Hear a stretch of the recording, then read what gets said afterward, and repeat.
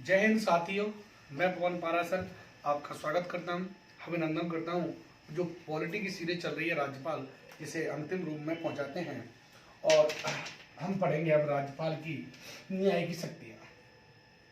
राज्यपाल की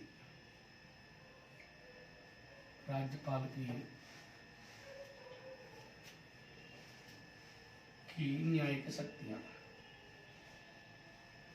न्यायिक शक्तियां। न्यायिक शक्तियां। देखो, सबसे इम्पोर्टेंट है उसमें अनुच्छेद देखेंगे 217। देखो, अनुच्छेद 217 कहता है कि राज्य के जो हाई कोर्ट होंगे उनकी न्यायाधीशों की नियुक्ति कौन करेंगे? राष्ट्रपति। परंतु राष्ट्रपति उच्च न्यायालय के न्यायाधीशों की नियुक्ति करते समय राज्यपाल से क्या लेंगे? परामर्श लेंगे, या राज्यपाल राष्ट्रपति को क्या देते हैं? परामर्श। जिस राज्य में हाई कोर्ट के न्यायाधीशों की क्या की जाती है? नियुक्ति की जाती है, तो उस राज्य के राज्यपाल से राष्ट्रपति परामर्श लेते हैं या राष्ट्रपति परामर्श देते हैं। तो ये अनुच्छेद क्या कहता है? ये कहता है कि राज्यपाल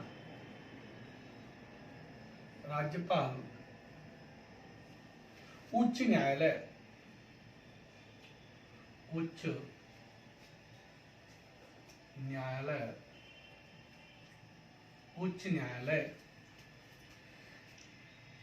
के न्यायाधीशों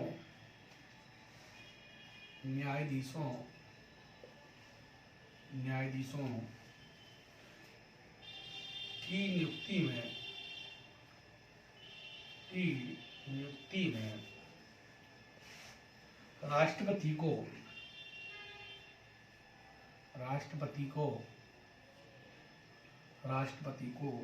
परामर्श देते हैं। एक तो ये हुआ कि जो राज्य के उच्च न्यायालय हैं, यानी उच्च न्यायालय की जब न्यायाधीशों की नियुक्ति की जाएगी तो नियुक्ति करेंगे राष्ट्रपति महोदय। परंतु राष्ट्रपति जिस राज्य में न्यायाधीशों की नियुक्ति कर रहे हैं हाई कोर्ट के को, तो वो उस राज्य के राज्यपाल से क्या लेंगे? परामर्श लेंगे, या राज्यपाल क्या देंगे? परामर्श देंगे।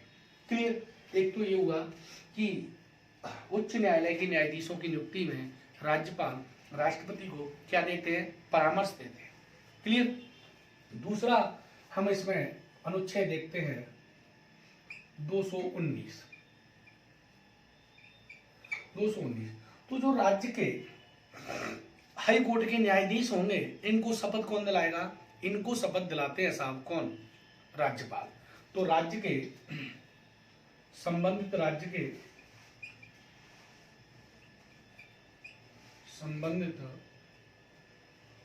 के उच्च न्यायालय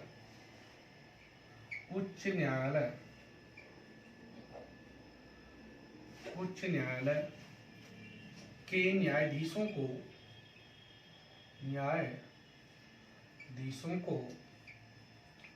शपथ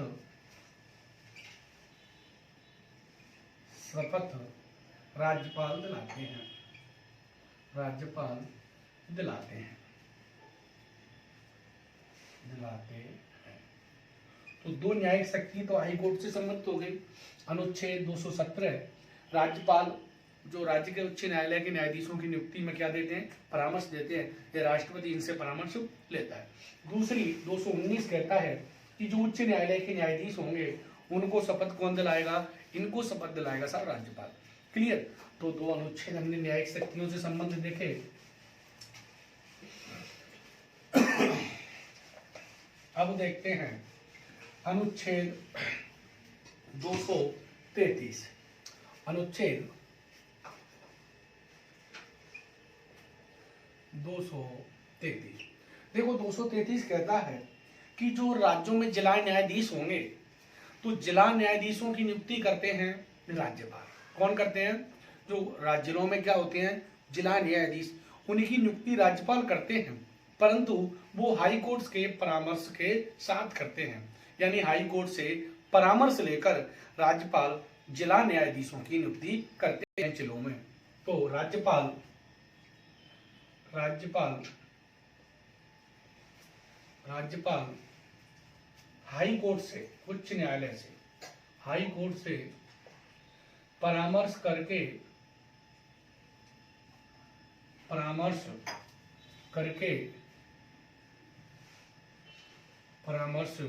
करके जिलों में जिला न्यायाधीशों की नियुक्ति करते हैं। जिलों में जिला न्यायाधीशों की नियुक्ति करते हैं।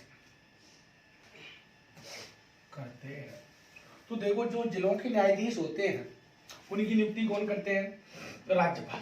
परंतु राज्यपाल किससे परामर्श लेंगे? उस राज्य के उच्च न्यायालय हाई कोर्ट से वो परामर्श करके इनकी नियुक्ति करते हैं। कौन करते हैं साहब? राज्यपाल। क्लियर। अब दूसरा, तो परामर्श किससे लेंगे? जो जिला न्यायाधीशों की नियुक्ति में परामर्श किससे लेंगे? हाई कोर्ट से लेंगे। किससे लेंगे मेरे साथियों? हाई कोर्ट से। अगला अगर अनुच्छेद की हम बात करें तो अगला अनुच्छेद है 234। देखो, जिला न्यायाधीशों के अलावा नियुक्ति में राज्यपाल हाई कोर्ट के साथ तो परामर्श करते ही करते हैं। जिला न्यायाधीशों की नियुक्ति में तो केवल हाई कोर्ट के साथ करेंगे। जिला न्यायाधीशों के अलावा जो भी न्यायिक अधिकारी होते हैं या न्यायाधीश होते हैं उनकी नियुक्ति तो राज्यपाल करते हैं, परंतु राज्यपाल उच्च न्यायालय के साथ साथ राज्य लोक सेवा आयोग से भी क्या लेंगे? परामर्श लेंगे, सलाह करेंगे, विचार विमर्श करेंगे। तो हम लिखेंगे इसमें जिला न्यायाधीशों के अलावा जिला न्यायाधीशों के अलावा अन्य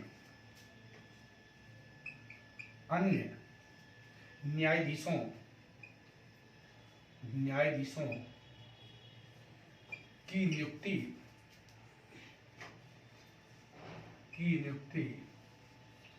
राज्यपाल करते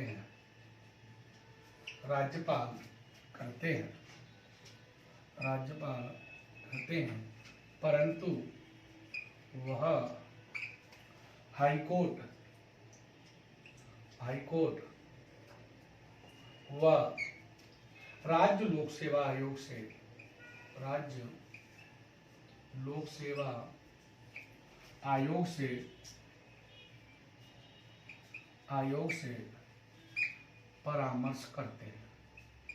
परामर्श करके नियुक्ति करते हैं।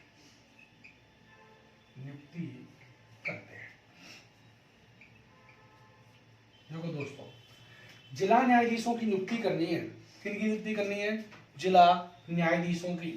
तो वो किससे परामर्श लेंगे? केवल हाई कोर्ट से परामर्श लेंगे। परंतु जिला न्यायाधीशों के अलावा नियुक्ति करनी है तो देखो, हाई कोर्ट के साथ साथ जो राज्य लोक सेवा आयोग यानी आरपीएससी है उससे परामर्श करते हैं। क्योंकि जो न्यायिक अधिकारी होते हैं उनकी भर्ती कौन करता है? आरपीएससी करती है। कौन करती है? जैसे आरएएस एग्जाम होता है ऐसे ही क्या होता है, तो ऐसे ही न्यायिक अधिकारियों के लिए एक एग्जाम होता है। तो इसलिए वो लोक सेवा से भी परामर्श, लोक सेवा आयोग है राज्य का, उससे भी क्या लेंगे? परामर्श लेंगे, जब ही वो नियुक्ति करेंगे। दो चीजें तो ये देखी हमने। तो इससे संबंधित हमने 4 अनुच्छेद तो ये देखे, 217, 219, 233 और 234। क्लियर? 2 हाई कोर्ट से संबंधित और 2 जो जिला न्यायालय उनसे संबंधित। अब देखो, हमने एक अनुच्छेद देखा था 165। तो 165 में राज्यपाल राज्य के महाधिवक्ता की नियुक्ति करता है, क्योंकि ये तो न्यायिक अधिकारी होता है, राज्य सरकारों को कानूनी सलाह देता है। तो ध्यान रखना, ये भी उसकी न्यायिक शक्ति है। ये भी क्या है? न्यायिक शक्ति है। देखो, इसमें अगला है कि राज्यपाल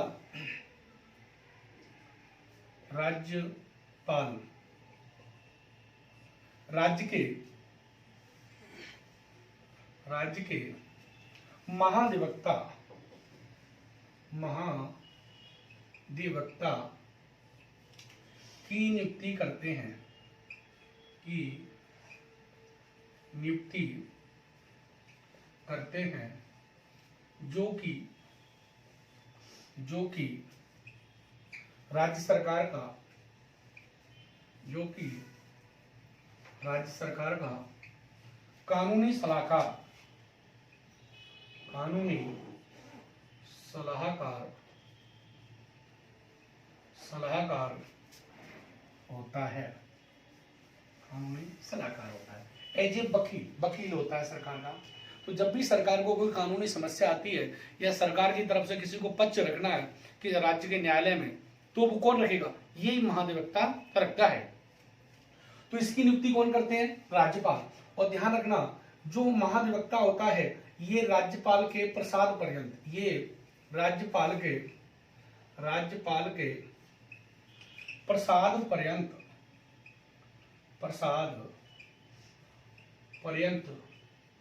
पद धारण करता है। और बात करें हम, अगर हम और बात करें इसकी, कैसे कि जो राज्य महाधिवक्ता है वो राज्यपाल इसे अन्य कार्य भी सौंप सकता है। ये भी अच्छा सवाल है। तो राज्यपाल इसे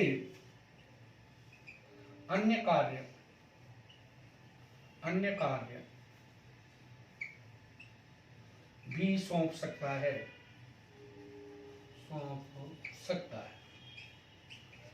तो राज्यपाल इसे अन्य कार्य भी सौंप सकता है। ये इसका हुआ। अब एक अनुच्छेद और है जो सबसे इंपॉर्टेंट है, वो है 161, राज्यपाल की क्षमादान की शक्ति। थोड़ा सा परिचय हमने पहले देखा था उसका। तो वो भी एक कैसी है? न्यायिक शक्ति है। अनुच्छेद 161, राज्यपाल की क्षमादान की शक्ति। राज्यपाल की क्षमादान की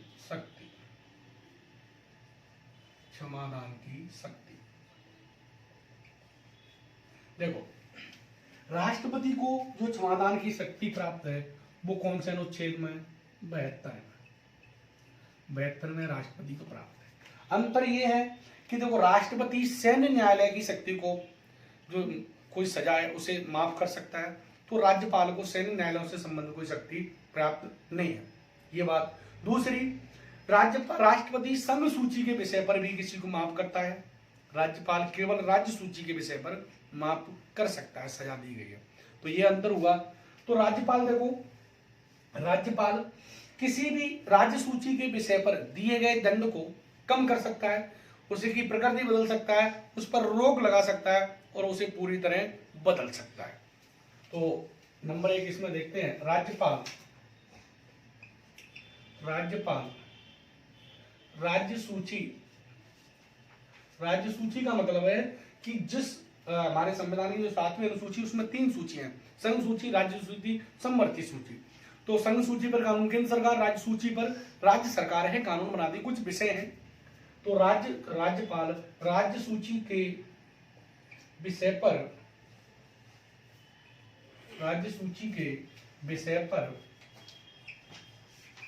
दिए गए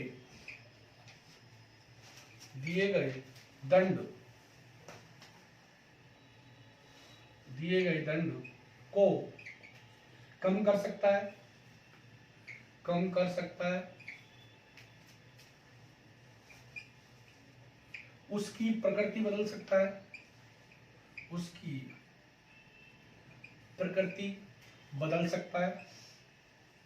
बदल सकता है, उस पर रोक लगा सकता है, तथा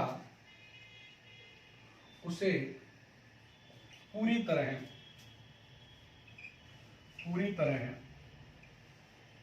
माफ कर सकता है।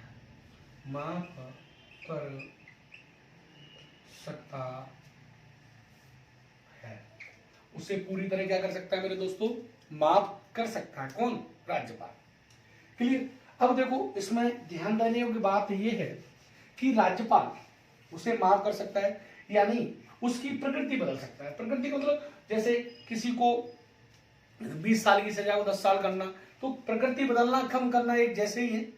और उसे पूरी तरह यानी उसे पूरी तरह छुटकारा दे दे, उससे कोई न्यायालयिक कार्रवाई नहीं की जाएगी, वो पूरी तरह माफ कर दे, घर बैठने के लिए बोल दे, ये होता है पूरी तरह माफ। परंतु देखो यहाँ पर राज्यपाल को जो क्षमादान की शक्तियों में यदि किसी राज्य सूची के विषय पर किसी व्यक्ति को मृत्युदंड दिया गया है, क्या दिया गया है? मृत्युदंड, यानी फांसी की सजा दी गई है, तो राज्यपाल मृत्युदंड को कम कर सकता है, उसकी प्रकृति बदल सकता है, उस पर कुछ समय के लिए रोक लगा सकता है, परंतु राज्यपाल उसे पूरी तरह माफ नहीं कर सकता। पूरी तरह माफ मतलब उसे छुटकारा दे दे। मृत्युदंड के संदर्भ में माफ करने का अधिकार तो केवल राष्ट्रपति के पास है। तो राज्यपाल, ऐसा नहीं कुछ किताबों में लिखा रहता है कि मृत्युदंड के संदर्भ में राज्यपाल को कुछ भी शक्तियां, कोई शक्ति प्राप्त नहीं है। अरे प्राप्त है, मृत्युदंड को कम कर सकता है, उसकी प्रकृति बदल सकता है, कुछ समय के लिए रोक लगा सकता है। जैसे याकूब जो मेनन थे, पहले उन्होंने राज्यपाल के पास क्षमा याचना की थी, तो बिल्कुल कर सकता है। तो मृत्युदंड के संदर्भ में वो माफ नहीं कर सकता केवल। तो इसमें पॉइंट लगेंगे अगला कि राज्यपाल राज्य सूची के विषय पर, राज्य सूची के विषय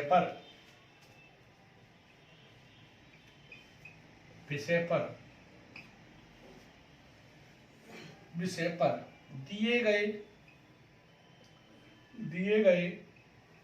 मृत्युदंड यानी फांसी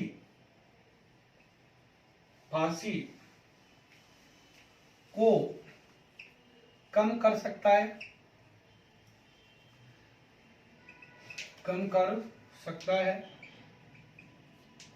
उसकी प्रकृति बदल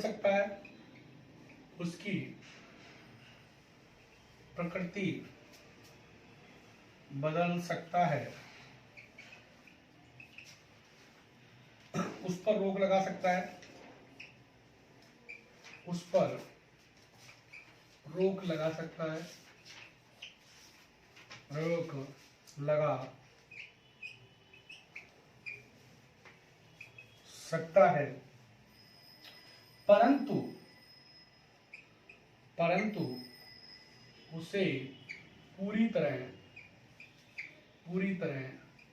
माफ नहीं कर सकता,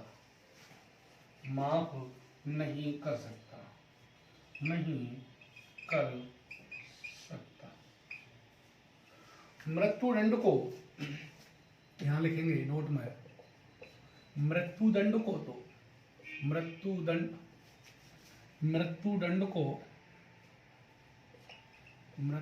को अनुच्छेद 72 के तहत केवल राष्ट्रपति ही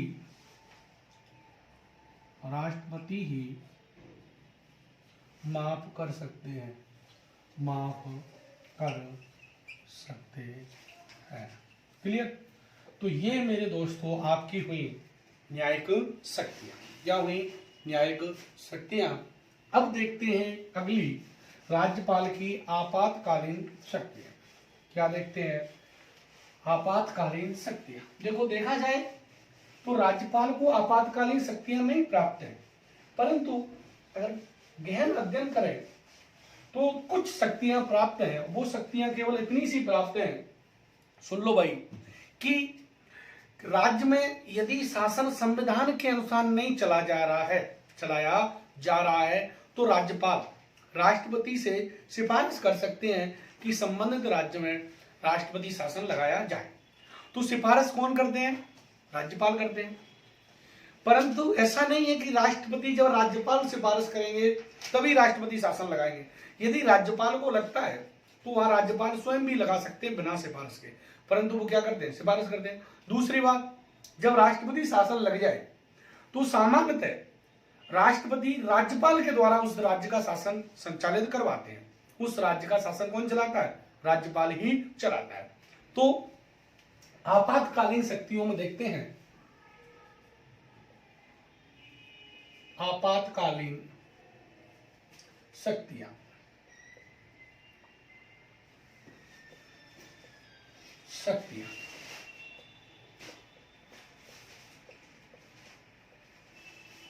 ठीक है, किसकी? राज्यपाल की। राज्यपाल तो हम पढ़ ही रहे हैं, राज्यपाल की। तो देखो, राज्यपाल को लगता है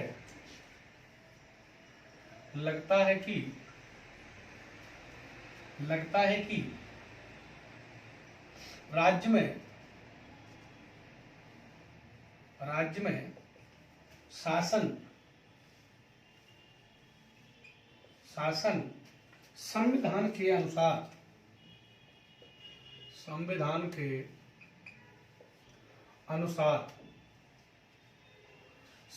के अनुसार नहीं चलाया जा रहा है। संविधान के अनुसार नहीं चलाया जा रहा है।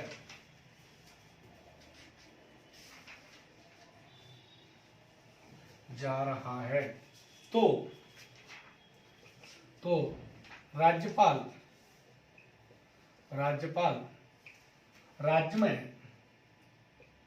राज्य में अनुच्छेद 356 के तहत राष्ट्रपति शासन लगाने की सिफारिश कर सकता है। सिफारिश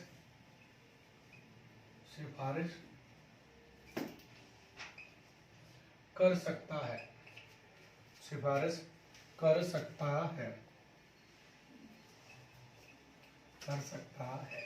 देखो, राज्यपाल को लगता है कि राज्य में जो शासन है वो संविधान के अनुसार नहीं चलाया जा रहा है, तो राष्ट्रपति से सिफारिश करता है कि इस राज्य में राष्ट्रपति शासन लगाया जाए। और ध्यान रखना, जो ये राज्यपाल सिफारिश करता है वो अपने स्वयं विवेक से करता है, मंत्रिपरिषद के कहने पर नहीं, क्योंकि मंत्रिपरिषद तो कभी नहीं चाहेगी कि राज्य में राष्ट्रपति शासन लगाया जाए। तो यह सिफारिश राज्यपाल अपने स्वयं विवेक से करता है।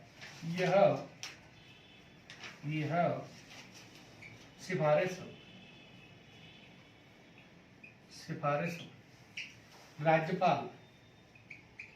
राज्यपाल स्वयं विवेक से करता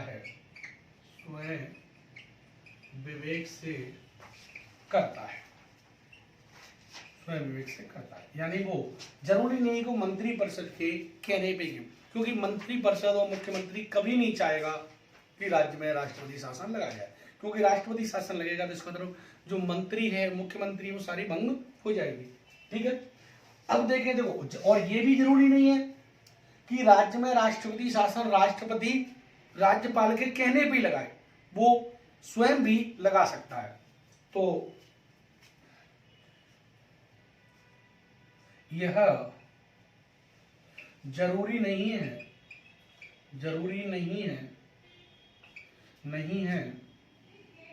कि राष्ट्रपति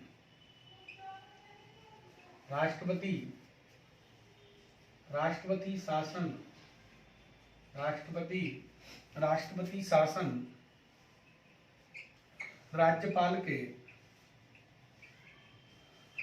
के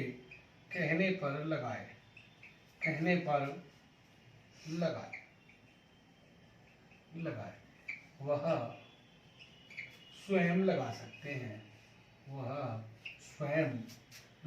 सकते हैं। क्लियर? ये भी जरूरी नहीं है कि वो किसके कहने पर लगाए, राज्यपाल के कहने पर लगाए, वो राष्ट्रपति को लगता है तो राष्ट्रपति स्वयं लगा सकते हैं। तो ये देखा कि आपातकालीन शक्तियों में राज्यपाल क्या शक्तियां हैं। देखो, राज्यपाल को लगता है कि राज्य में शासन है वो संविधान के अनुसार नहीं चल रहा है, संविधान के साथ खेलवाड़ कर रही है, संविधान का उल्लंघन कर रही है, राज्य सरकार के अनुसार नहीं चलाया जा रहा है, तो राज्यपाल अनुच्छेद 356 राज्यपाल को यह शक्ति देता है। राज्यपाल 356 के तहत राज्यपाल राष्ट्रपति शासन लगाने की सिफारिश कर सकता है, राष्ट्रपति शासन लगाने की सिफारिश कर सकता है, और यह सिफारिश राज्यपाल अपने स्वयं विवेक से करता है। और यह भी जरूरी नहीं है कि जो राष्ट्रपति शासन राष्ट्रपति लगाता है कि वो राष्ट्रपति जब ही लगाए जब संबंधित राज्य का उससे सिफारिश करे, अगर उसको स्वयं भी लगा सकता है, उसको ऐसा लगता है तो। ये आपातकालीन शक्ति एक तो ये हुई। दूसरी हम बात करें मेरे दोस्तों, तो दूसरी ये है कि जब राज्य में क्या लग जाता है, राष्ट्रपति शासन लग जाता है, तो राष्ट्रपति राज्यपाल के द्वारा उस राज्य का शासन का संचालन करवाता है। क्लियर? तो अगला पॉइंट है, जब राज्य में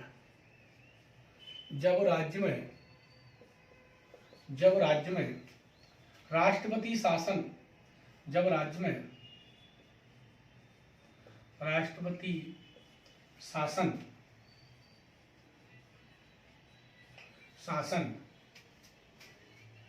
लग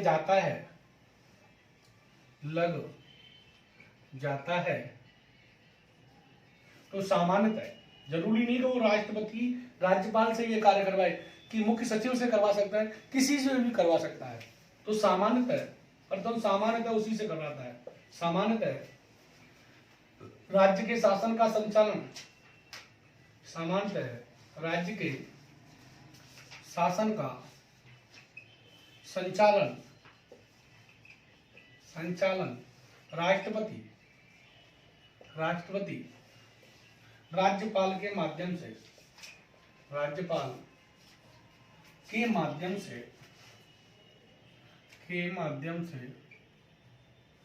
करवाते हैं।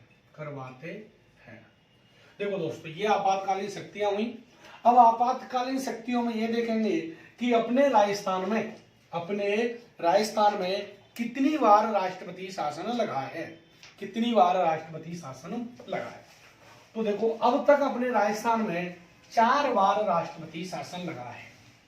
तो अब इनको समझेंगे कब कब लगा, कैसे कैसे लगा, उस समय कौन मुख्यमंत्री थे, कौन राज्यपाल थे। तो मेरे दोस्तों देखो, हेडिंग है हमारा अब तक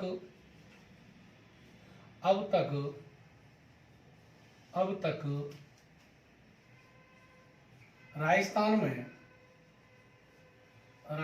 में 4 बार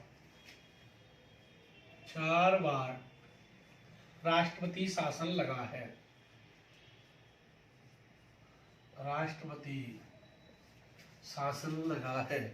राष्ट्रपति शासन लगा है। कितनी बार लगा है? 4 बार। कब कब लगा है इसको देखते हैं मेरे दोस्तों। देखो गिनती याद रख लेना। नंबर एक जो है 1967। कब लगा है? 1967 में। दूसरा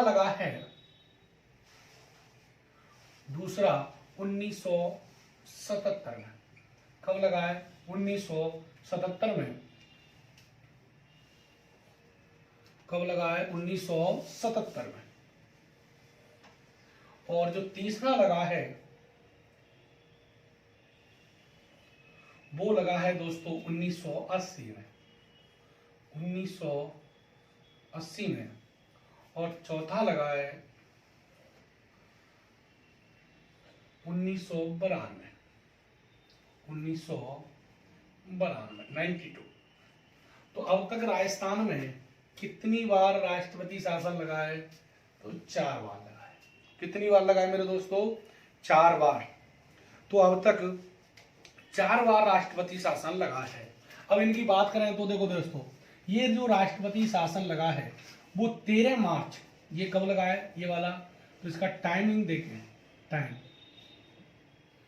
तो 13 मार्च 1967 से, 13 मार्च 1967 से 26 अप्रैल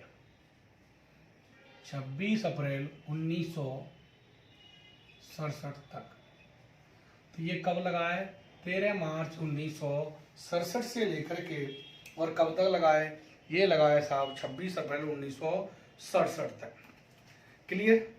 दूसरा लगा है हमारा, इसकी बात करें 29 अप्रैल 1977 से 22 जून 1977, तो 29 अप्रैल से लेकर के और 22 जून,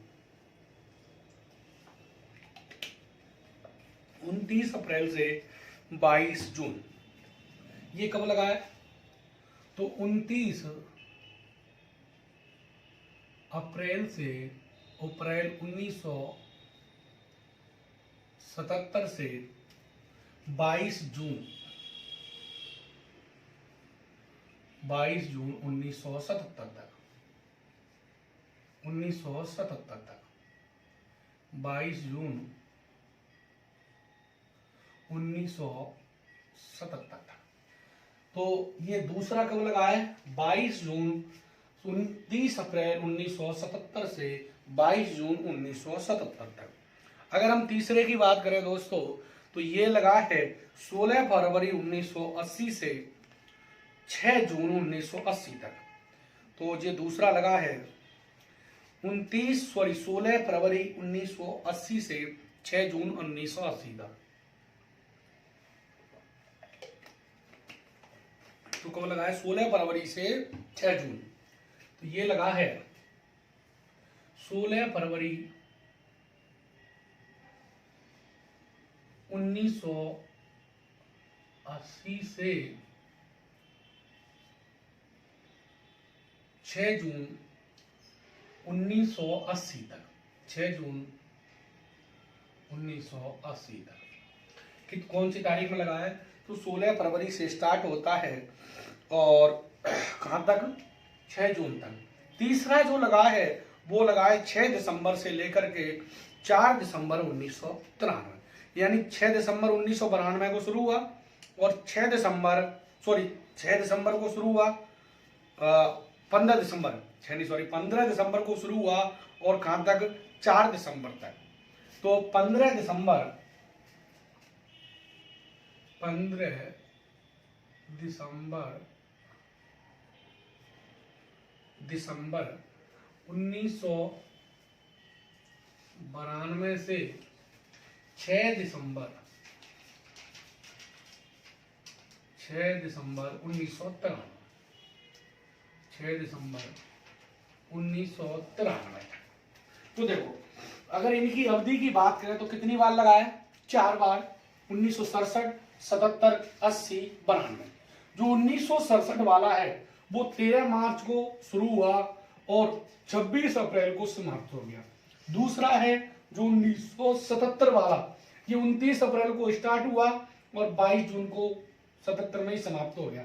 उसी वर्ष हो गए तीनों। लास्ट वाला 92 से 93 हुआ है, लगभग एक वर्ष।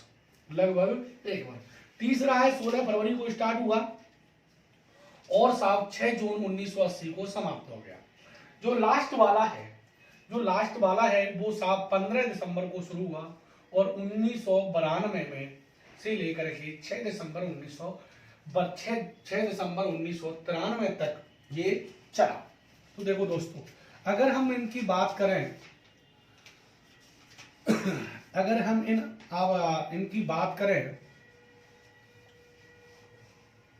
इनकी बात करें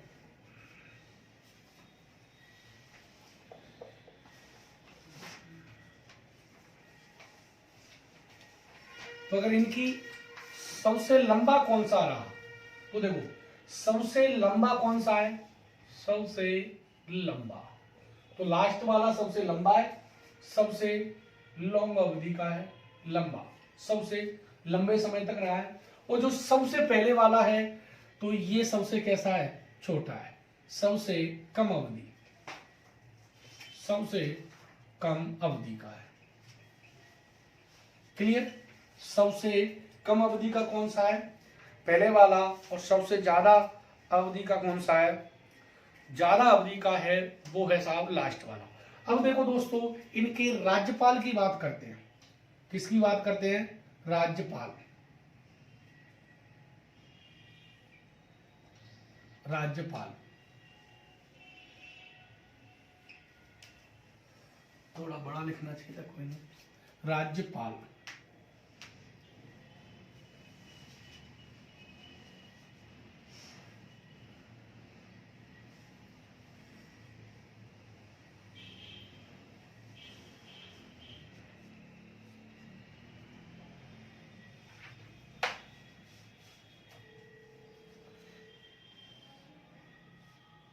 तो देखो, राज्यपाल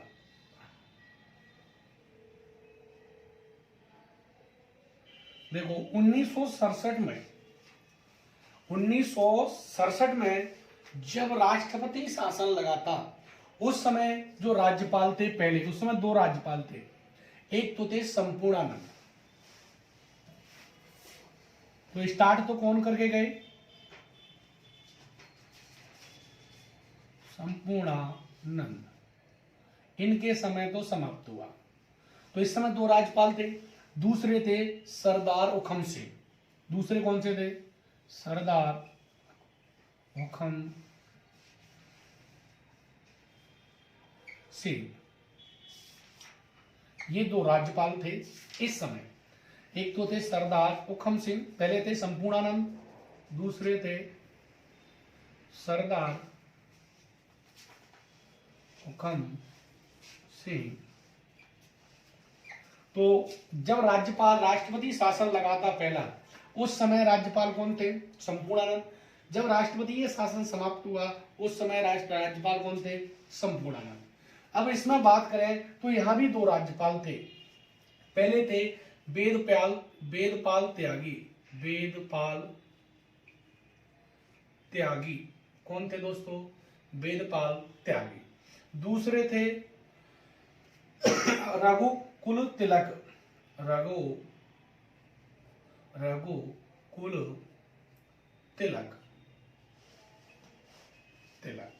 तो यहां दो राज्यपाल, यहां दो राज्यपाल।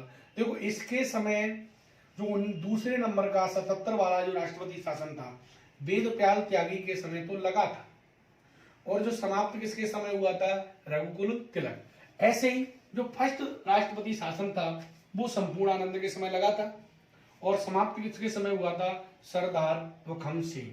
अब देखो, यहां से याद रखना, जो 77 में राज्यपाल बनाए, ठीक है, 77 में तो वो लगभग 5 वर्ष सामान्यतः रहता है, तो 80 में भी राज्यपाल कौन रहेगा? यही रहेगा।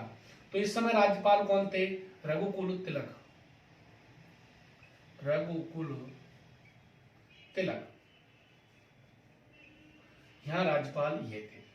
और यहां जो राज्यपाल थे ये थे एम चिन्ना रेड्डी। ये ध्यान देना है, बहुत इंपॉर्टेंट है, पूछा जाता है, क्योंकि ये साउथ के थे। एम चिन्ना रेड्डी। तो यहां राज्यपाल कौन थे?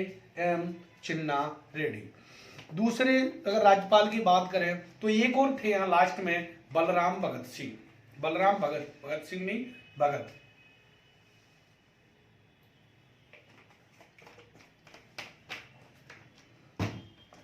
तो दूसरे राज्यपाल थे बलराम भगत।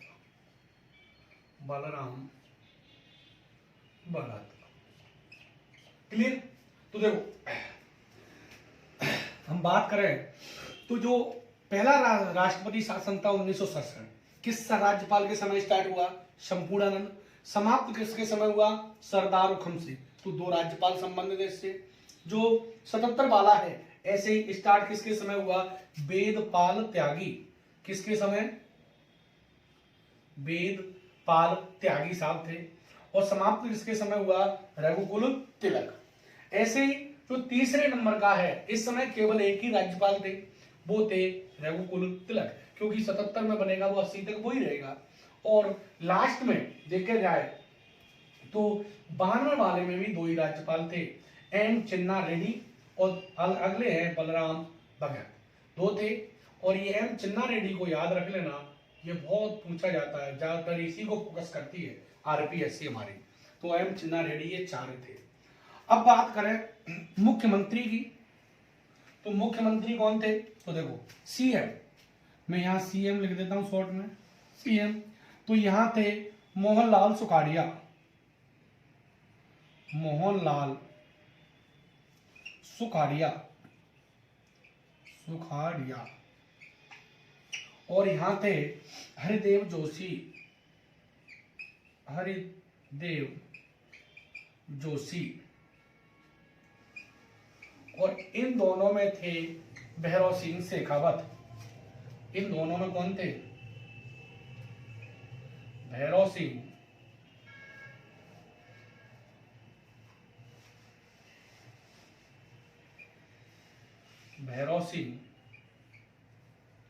शेखावत,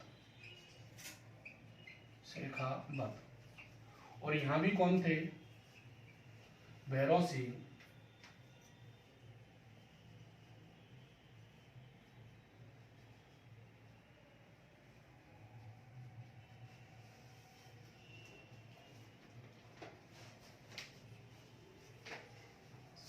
शेखावत। क्लियर? ये हुआ साहब आपका राजस्थान में राष्ट्रपति शासन। क्लियर? तो कितनी बार लगा? 4 बार। कितनी बार लगा? 4 बार, 1967, 77, 80, 92। क्लियर?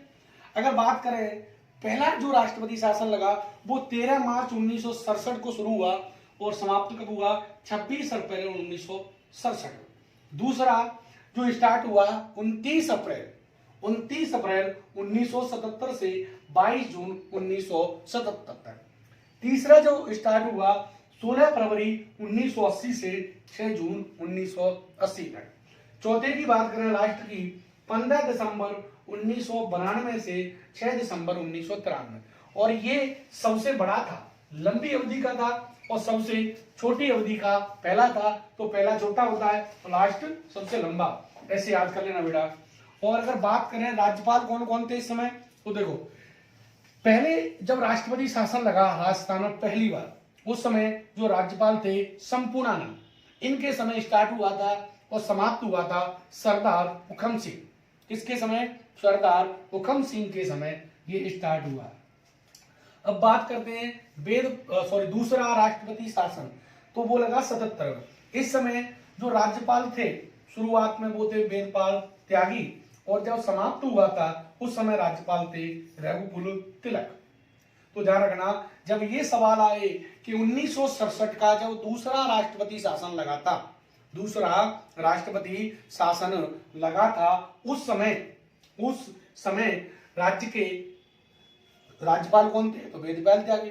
समाप्त हुआ था तो कौन थे? रघुकुल तिलक। और जो 80 वाले में पूर्णतः राज्यपाल थे रघुकुल तिलक। अगर बात करें लास्ट वाले की 92 की, तो लगा था एम चिन्ना रेड्डी, एम चिन्ना रेड्डी, चिन्ना रेड्डी।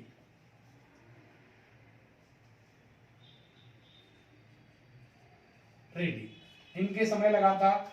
और जब समाप्त हुआ था उस समय उसके राज्यपाल कौन थे राजस्थान के? बलराम भगत। बात करें मुख्यमंत्रियों की, सीएम की, तो जो पहले वाले के समय 67 में जो मुख्यमंत्री थे मोहनलाल सुखाड़िया, और जब दूसरा लगा था उस समय मुख्यमंत्री थे हरिदेव जोशी और भैरव सिंह शेखावत दोनों। और देखो ध्यान देने योग्य बात ऐसी है कि मोहनलाल सुखाड़िया, हरदेव जोशी और भैरव सिंह शेखावत और वर्तमान मुख्यमंत्री अशोक गहलोत, ये 4 मुख्यमंत्री ऐसे हैं जिन्होंने 3 बार मुख्यमंत्री पद की क्या ली है? शपथ। ये बहुत अच्छा सवाल है यहाँ से।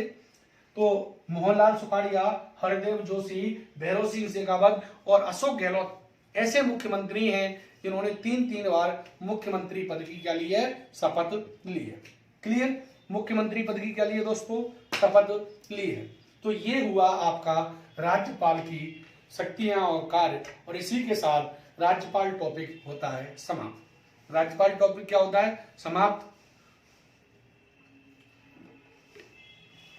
और जो नया टॉपिक शुरू करते हैं वो टॉपिक शुरू करते हैं राज्य मंत्री परिषद। क्या शुरू करते हैं साहब? राज्य मंत्री परिषद, state of council, state of council.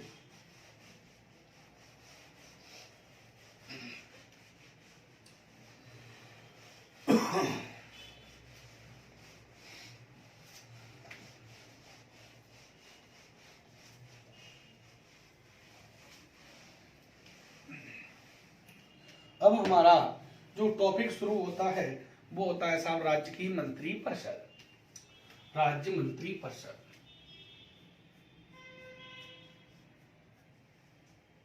राज्य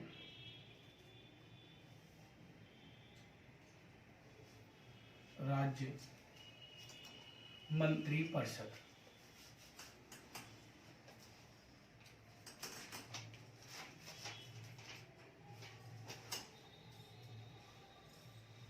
राज्य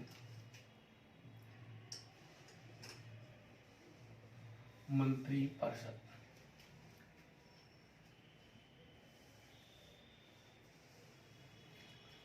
राज्य मंत्री परिषद। देखो, अगर बात करें इसके अनुच्छेद, तो अनुच्छेदों की बात करें तो इसमें जो इससे संबंधित अनुच्छेद है वो है 163 व 164। दो अनुच्छेद हैं राज्य मंत्री परिषद से संबंधित। कितने अनुच्छेद हैं? दो। एक तो साहब 163 है और एक है 164। अब देखो, इनको अलग अलग तरीके से पढ़ेंगे तो हम सबसे पहले इसमें से जो अनुच्छेद लेते हैं वो लेते हैं साहब 163। 163 कौन सा अनुच्छेद लेते हैं? 163। 163 अनुच्छेद लेते हैं। अब देखो 163 क्या कहता है, तो 163 एक लेते हैं पहले। ये क्या कहता है? देखो साहब 163 एक ये कहता है साहब कि राज्यपाल जिन कार्यों को स्वयं विवेक से करेगा उन कार्यों को छोड़कर अन्य कार्यों में राज्यपाल को सलाह और सहायता देने के लिए एक राज्य मंत्री परिषद होगी। क्या होगी बोले वाले हो? राज्य मंत्री परिषद। और उसका प्रमुख कौन होगा? मुख्यमंत्री।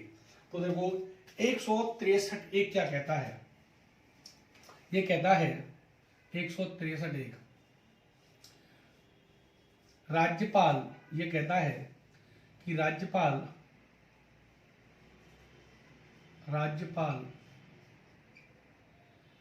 जिन कार्यों को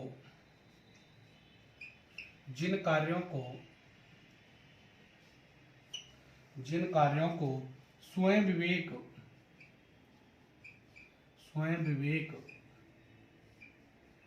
से करेगा उन कार्यों को छोड़कर राज्यपाल को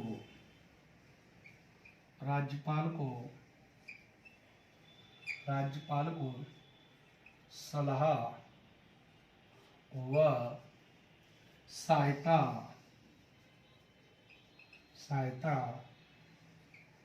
देने के लिए राज्य मंत्री परिषद होगी। देने के लिए राज्य मंत्री परिषद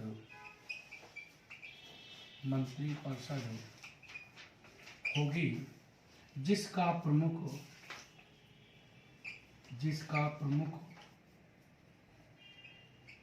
मुख्यमंत्री होगा। जिसका प्रमुख मुख्यमंत्री होगा। ठीक है दोस्तों, देखो तो 163 एक क्या कहता है कि जिन कार्यों को राज्यपाल जिन कार्यों को राज्यपाल स्वयं विवेक से करेंगे उन कार्यों को छोड़कर उन कार्यों को छोड़कर उन कार्यों को छोड़कर अन्य कार्यों में सलाह और सहायता देने के लिए एक राज्य मंत्री परिषद होगी, स्टेट काउंसिल होगी, और उसका जो प्रमुख होगा वो होगा मेरे दोस्तों मुख्यमंत्री। ये तो केवल कौन सा अनुच्छेद कहता है? 163(1). अब देखो दोस्तों, अगली हम बात करें, दूसरा अनुच्छेद लेते हैं हम 163(2). ये कहता है कि कौन सा कार्य राज्यपाल स्वयं विवेक से करेगा, कौन सा नहीं करेगा, ये राज्यपाल का निर्णय ही अंतिम होगा, इसे कोई चुनौती नहीं दी जाएगी। तो क्या कहता है कि कौन सा कार्य राज्यपाल स्वयं विवेक से करेगा, कौन सा नहीं करेगा, ये राज्यपाल का निर्णय अंतिम होगा, इसका कोई चुनौती नहीं दी जा सकती। तो राज्यपाल को क्या कहा गया है इसमें? देखो, इसको कहा गया है कि राज्यपाल कौन सा कार्य स्वयं विवेक से करेंगे, राज्यपाल कौन सा कार्य स्वयं विवेक से करेंगे, स्वयं विवेक से करेंगे, यह राज्यपाल का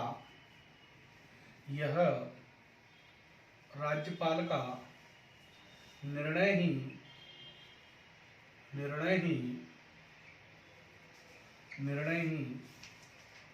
अंतिम होगा। यह राज्यपाल का निर्णय ही अंतिम होगा। इसे किसी भी प्रकार की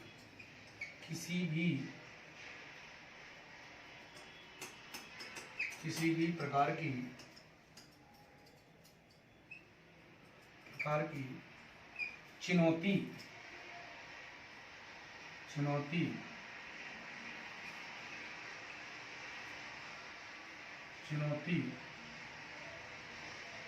नहीं दी जाएगी।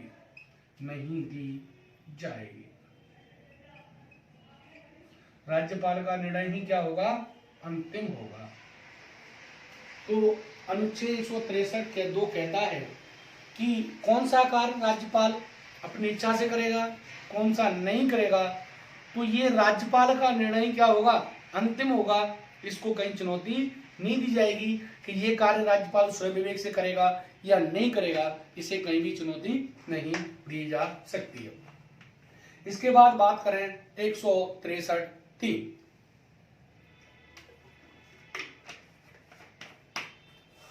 देखो 163(3) क्या कहता है दोस्तों? 163(3) ये क्या कहता है? देखो 163(1) क्या कहता है, पहले तो ये समझो। ये कहता है कि राज्यपाल को सलाह और सहायता कौन देगी? राज्य मंत्री परिषद, मुख्यमंत्री। 163(3) कहता है कि इसकी किसी भी न्यायालय में जांच नहीं की जाएगी कि राज्य मंत्री परिषद ने क्या सलाह दी और क्यों दी। इसकी न्यायालय जांच नहीं करेगा कि भैया आपने राज्यपाल को क्या सलाह दी और क्यों दी, इसकी किसी भी न्यायालय में जांच नहीं की जाएगी। तो ध्यान रखना, किसी भी न्यायालय में क्या नहीं की जाएगी? जांच नहीं की जाएगी। देखो ये क्या कहता है? राज्यपाल को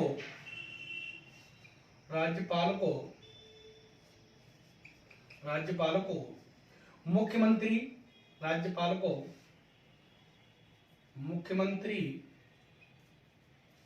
व मंत्रियों या मंत्री परिषद, कुछ भी कह सकते हो बेटा, मंत्रियों द्वारा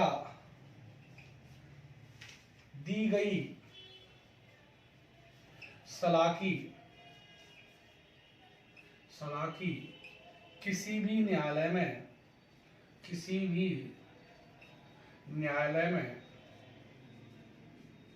न्यायालय में जांच नहीं की जाएगी, जांच नहीं की जाएगी कि क्या सलाह दी, क्या सलाह दी और क्यों दी और क्यों, क्या सलाह दी और क्यों दी, इसकी किसी भी न्यायालय में ऐसा नहीं है कि हाई कोर्ट या सुप्रीम कोर्ट जांच करने बैठ जाए कि भाई मुख्यमंत्री मंत्री बताओ तुमने राज्यपाल को क्या सलाह दी और ये सलाह दी तो क्यों दी, इसकी किसी भी न्यायालय में जांच नहीं की जाएगी। ये कौन सा कहता है 163। तो देखो दोस्तों, जो मंत्री परिषद है उसका उल्लेख कितने अनुच्छेदों में, 2, 163 और 164, 2 अनुच्छेद हैं। अगर हम बात करें तो इनमें बेटा बहुत सब आर्टिकल हैं। तो अभी जैसे 63-64 की बात करेंगे तो लगभग इसमें 5-6 अनुच्छेद हैं, 64 के अंदर ही 5-6 अनुच्छेद हैं। तो ऐसे ही 63 में कितने हैं, 3 हैं। पहला क्या कहता है, पहला कहता है कि राज्यपाल जिन कार्यों को स्वयं विवेक से करेगा, यानी अपनी इच्छा से करेगा, वो मंत्री परिषद के सलाह के अनुसार नहीं करेगा, उन कार्यों को छोड़कर, इन जो स्वयं विवेक से करेगा उनके अलावा जो कार्य करेगा उनको छोड़कर राज्यपाल को सलाह, एडवाइस और सहायता हेल्प करने के लिए, देने के लिए एक कौन होगा, देने के लिए राज्य मंत्री परिषद होगी। जो राज्य मंत्री परिषद होगी ये इसी अनुच्छेद में लिखा हुआ है कि इसका जो हेड होगा, इसका प्रमुख होगा, इसका जो प्रधान होगा वो कौन होगा दोस्तों, मुख्यमंत्री। तो राज्य मंत्री परिषद का प्रमुख मुख्यमंत्री होता है। ये अनुच्छेद कौन से में लिखा है, 163 में, और 163 की भी 101 में, कहा लिखा है 1 में। तो मुख्यमंत्री क्या होता है, मंत्री परिषद का प्रधान होता है। क्लियर। अब बात करें 163(2), ये क्या कहता है मेरे साथियों, ये कहता है कि राज्यपाल कौन सा कार्य स्वयं विवेक से करेगा। अरे भैया, कौन सा कार्य राज्यपाल स्वयं विवेक से करेगा, कौन सा मंत्री परिषद के सलाह पर करेगा। यदि कोई राज्यपाल कोई भी कार्य करता है स्वयं विवेक से, तो उसकी ये नहीं कहा जाएगा कि राज्यपाल ये कार्य स्वयं विवेक से नहीं करना चाहिए, ऐसा नहीं कहा जाएगा। केवल इतना लिख रहा है कि राज्यपाल जो भी कार्य करेगा वो राज्यपाल का अंतिम निर्णय होगा, उसे कहीं चुनौती नहीं दी जाएगी। ये कौन सा अनुच्छेद कहता है, ये अनुच्छेद कहता है मेरे साथियों 163(2) कि राज्यपाल के द्वारा जो भी कार्य किया गया है वो कार्य कैसा होगा, अंतिम होगा। कैसा होगा, अंतिम। उसकी की किसी भी न्यायालय में किसी भी प्रकार की जांच नहीं की जाएगी। अब 163 ये कहता है कि राज्यपाल को जो मंत्रियों ने, मुख्यमंत्री ने, मंत्री परिषद ने कोई सलाह दी है, उसकी न्यायालय जांच नहीं करेगा कि आपने क्या सलाह दी है और सलाह क्यों दी है। ये हमारा अनुच्छेद कौन सा होता है, 163 कंप्लीट होता है। इसके बाद आगे की चर्चा करेंगे अगली क्लास में। जो अनुच्छेद 165-64 है, थोड़ा उसमें 4-5 पॉइंट हैं और उसको अगली क्लास में देखेंगे। इसी के साथ सभी को थैंक यू, धन्यवाद। मिलते हैं अगली क्लास में। Thank you.